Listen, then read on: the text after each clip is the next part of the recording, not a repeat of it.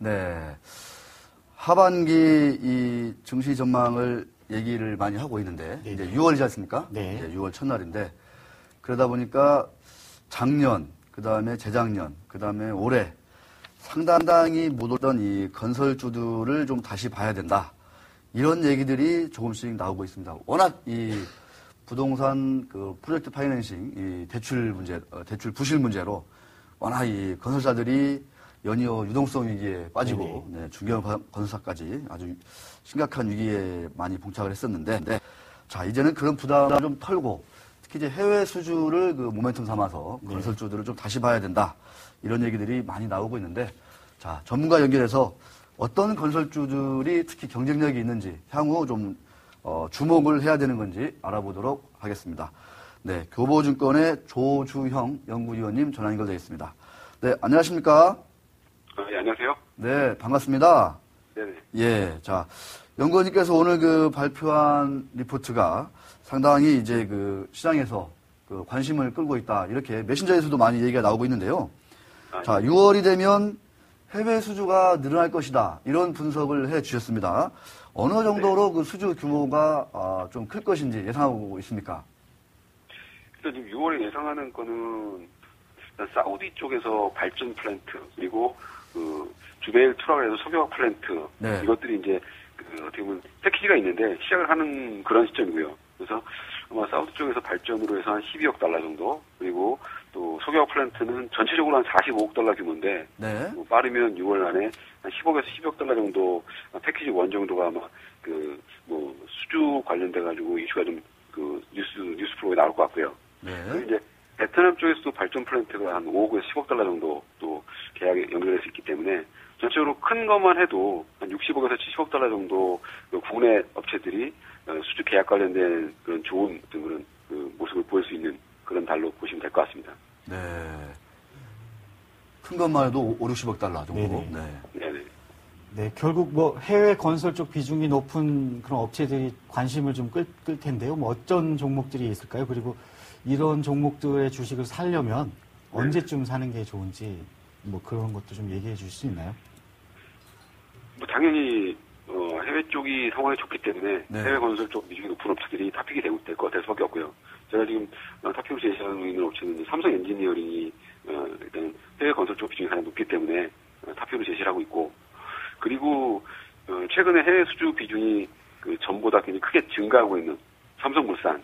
그래서 삼성 엔지니어링, 삼성물산을 약간 좀 다른 측면이지만 하나는 지금도 굉장히 해외 건설 비중이 높기 때문에 고성장이 가능한 측면을 좋게 보고 있고요. 하나는 해외 수주 비중이 그 작년과 달리 올해 상반기부터 계속 크게 증가하고 있는 삼성물산을 좀 주목을 하자라고 말씀드리고 있고, 나머지 이제 업체들은 뭐 대림이나 대림산업, GS건설, 현대건설, 대우건설 같은 경우에는 뭐 공이 해외 건설 비중과 그 주택 비중이 뭐 한 50대 50 아니면 뭐 국내가 한 60, 해외가 40 정도 되기 때문에 이쪽 업체들도 마찬가지로 해외 수주 관련된 그 어떤 양호한 발주 시장 흐름에 수혜가 가능하다 이렇게 이제 보고 있습니다. 네. 최근 그 일부 대형 말씀하신 대로 이제 해외 플랜트 수주에 좀 강한 이런 그 건설사 중심으로 이제 주가가 바닥을 좀 벗어나서 회복세로 가고 있다. 이런 네네. 모습을 보이고 있는데요. 네. 말씀하신 대로 해외 쪽 사정은 참 좋아 보이지만 이 시선을 국내 시장으로 돌리면은 상당히 좀 우울한 게 현실인 것 같은데, 네. 부동산 경기가 언제 회복될지 참 알 수가 없다. 이런 전망들이 많은데 우리 국내 수주는 언제 좀 이렇게 턴어라운드 할 수 있을지 건설주 좀 전방적인 전망 좀 부탁드리겠습니다. 네. 뭐 지금 말씀하신 것처럼 해외 쪽은 올 5월까지 실적도 좋았고요. 네. 실적이. 그리고 하반기에도 지금 대기하고 있는 발주 물량들이 많기 때문에 굉장히 긍정적인 그런 이제 해외 수주 물량 증가를 기대를 하고 있는 반면, 국내 같은 경우에는 어제 산업생산 발표 나온 것처럼 지금 4월까지 국내 수주 무게치가 작년 대비해서 한 10% 정도 감소한 한 22조 원밖에 안 되는 상황입니다. 그래서 뭐 일단 실적도 안 좋고, 그리고 또 단기적으로 지금 하반기 전망을 해봤을 때 가장 중요한 의미 있는 이제 공정이 그 국내 그 주택하고 그리고 공공 발주 물량 그 핵심인 토목인데 주택은 여전히 지금 가격이 일단 좀 그 약세를 유지하고 있고 그러다 보니까 매매가 좀 줄어드는 상황이기 때문에 주택 시황 관련된 부분을 감안하면 하반기에도 그렇게 빨리 시황이 좋아져서 발주 물량이 증가하기는 어렵다 이렇게 보고 있고요. 그리고 또 공공 발주 물량도 양쪽엔 증가 부담이 있기 때문에 네. 여전히 국내 쪽은 하반기에도 그렇게 좋은 모습은 어렵다 이렇게 보고 있습니다. 그래서 결론적으로는 국내 쪽에 비즈니스 포트폴리오가 좀 많이 몰려 있는 그런 업체보다는 역시 이제 해외 쪽에 비즈니스 포트폴리오가 좀 더 많은 그런 업체가 여기는 투자하기에는 더 적당하다 이렇게 이제 말씀드리겠습니다. 네. 그 상반기 지나서 하반기에도 좀 일부 그 유동성 위기에 좀 어려움을 겪고 있는 건설사들은 좀 뭐랄까요, 좀 구조조정이라든가 법정 관리라든가 뭐 이런 것들이 좀 이렇게 꼬리를 물지 좀 예상을 할 수 있나요? 어떻게 좀 보세요, 그 부분은? 그 부분은 아무래도 결국에는 아파트 시황하고 관련돼 있기 때문에. 네, 아파트 시황. 네. 네.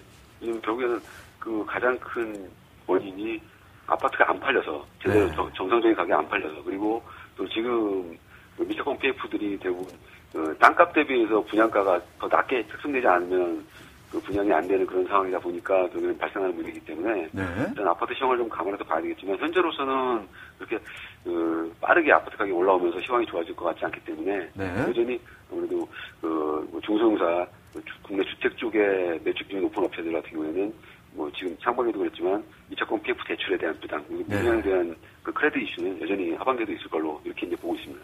네. 자, 오늘 말씀 감사드립니다. 네, 감사합니다. 네. 건설수가 좀 많이 빠져서 네네. 일부 건설주는 기대할 만한데 국내 이제 아파트 비중이 큰 건설사들은 여전히 좀 이렇게 뭐랄까 관심을 좀 덜 둬야 된다, 좀 주의해야 된다 이런 얘기 있습니다. 상당히 좀 그 건설주들 보는 시각이 역시 좀 양극화되어 있는 것 같아요. 네네. 해외 비중이 큰 건설주는 좀 좋다 이렇게 말씀드릴 수 있을 것 같습니다. 네, 조주영 교보증권 연구위원이었습니다. 자, 종목주투 한번 기자들이 떴다 넘어갑니다.